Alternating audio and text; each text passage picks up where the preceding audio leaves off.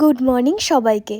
অনেকের অনেক প্রশ্নের পর ফাইনালি প্রথম থেকে একটা কেকের ভিডিও করার সুযোগ পেলাম। আমার মাও আমাকে বলে, তুই কেক বানাস অথচ প্রথম থেকে ভিডিও করিস না, বানানো কমপ্লিট করার পর তারপর তুই সবাইকে দেখাস। কিন্তু ওই যে কাজের চাপে আমার ভিডিও করে হয়ে ওঠাই হয় না।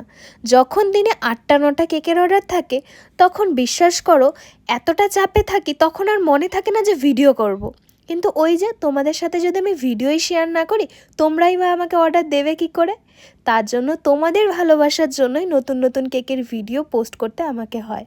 আর আমারও ভীষণ ভালো লাগে তোমরা যখন নতুন নতুন অনেকে ভালো ভালো কমেন্ট করো।